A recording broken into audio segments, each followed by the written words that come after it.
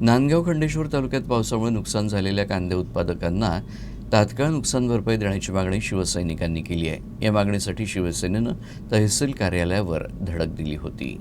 अचानक आलेल्या अवकाळी पावसामुळे नांदगाव खंडेश्वर तालुक्यातील कांदा उत्पादक शेतकऱ्यांचं मोठ्या प्रमाणात नुकसान झालंय। महसूल व कृषी विभागाला पंचनामे करण्याची विनंती करूनही विभागानं अजूनपर्यंत पंचनामे केले नसल्यानं ठाकरे गट शिवसेनेच्या कार्यकर्त्यांनी आक्रमक होत सडलेले कांदे तहसीलदारांच्या टेबलावर टाकून आपला निषेध व्यक्त केला।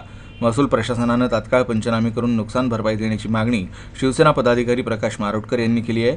अन्यथा तीव्र आंदोलन करण्याचा इशारा दिला आहे। खंडेश्वर शहरामध्ये आणि तालुक्यामध्ये सतत अवकाळी पावसानं फार मोठ्या प्रमाणात थैमान घातल्यामुळे शेतकऱ्यांच्या कांदा पिकाचे प्रचंड नुकसान झालेले आहे। नुकसान झाल्यानंतर शेतकऱ्यांनी तहसील कार्यालयाला आणि कृषी कार्यालयाला अर्ज केले की आमच्या कांदा पिकाचे नुकसान झालेले आहे, तरी सर्वेक्षण करून आम्हाला नुकसान भरपाई देण्यात यावी।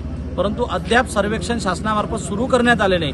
सतत अधिकारी कर्मचारी निवडणुकीचं नाव समोर करत होते की लोकसभेची निवडणूक आहे, आमच्या ड्युट्या आहे, परंतु 26 तारखेला विदर्भातली पहिल्या टप्प्याची निवडणूक पार पडली। अधिकारी आणि कर्मचारी मोकळे झाले असताना सुद्धा अद्याप सर्वेक्षणाला सुरुवात झाली नाही। म्हणून आज तहसीलदार आणि कृषी अधिकाऱ्यांना भेटून आम्ही इशारा दिला की 2 दिवसामध्ये जर कांद्याचे सर्वेक्षण केले नाही तर आम्ही तुमच्या तहसील कार्यालयामध्ये येऊन ठिय्या आंदोलन करू, असा इशारा आज शिवसेनेच्या वतीने या ठिकाणी दिला आणि 2 दिवसात सर्वेक्षण पूर्ण करण्याचं आश्वासन तहसीलदार आणि कृषी अधिकाऱ्यांनी दिलं।